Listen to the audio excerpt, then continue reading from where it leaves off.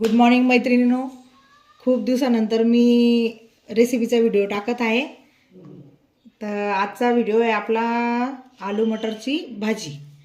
तसं तर हे सोपं आहे, पण माझ्या पद्धतीने बनवून जर तुम्ही बघाल तर एकदम टेस्टी लागेल. त्यासाठी लागणारं साहित्य बघा. हा पातीचा कांदा आहे, ऑप्शनल आहे, तुम्ही टाका नाही तर टाका, कारण आता हिवाळा आहे म्हणून मी टाकला, पण खूप छान लागते भाजी. वटाणे आणि उकडून घेतलेले 5-6 बटाटे आहे आणि चिली फ्लेक्स आहे. तो तिखट तुमच्या आवडीनुसार टाका. 5-6 लसणाच्या पाकळ्या ना, छोटंसं 1-1.5 इंच आलं त्याला कुटून घेतलं, त्याचं असं बनवलं मी. थोडी कढीपत्ता, कोथिंबीर, कांदा आणि मॅगी मसाला टाकल्याने ना एकदम भारी टेस्ट लागते, भन्नाट चव. रेसिपी बनवायला घेऊया. एक पातेलं घेतलं आहे, त्याच्यात 4 पळी तेल टाकायचं.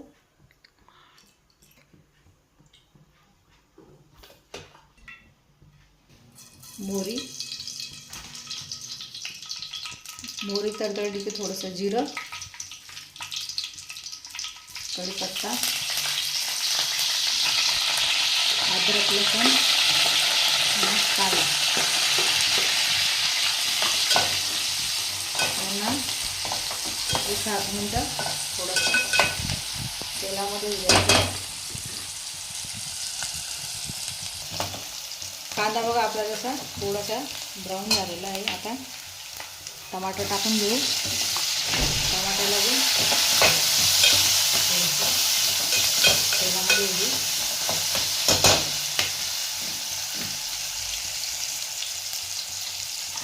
नंतर 1.5 चम्मच धनिया पावडर, अर्धा चम्मच हळद आणि 2 चमचे चिली फ्लेक्स. हिरव्या मिरच्या पण टाकू शकतात, पण माझ्या मुलीला आवडत नाही हिरव्या मिरच्या, त्याच्यामुळे पण टाकत नाही. हा पातीचा कांदा,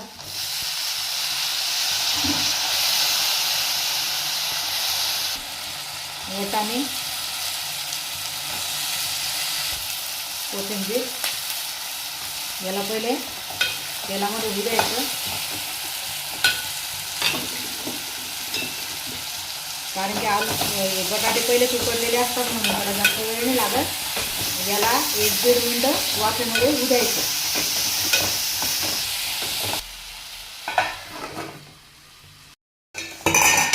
मध्ये झाकण उघडून बघायचं.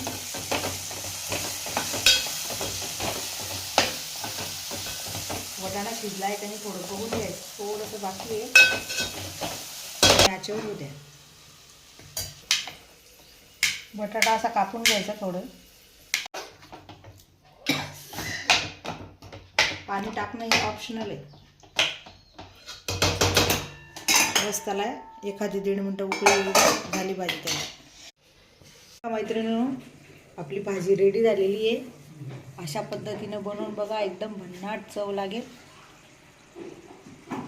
रेसिपी जर तुम्हाला आवडत असेल तर माझ्या चॅनलला लाईक करा, शेअर करा, छान कमेंट करा आणि सबस्क्राईब करा.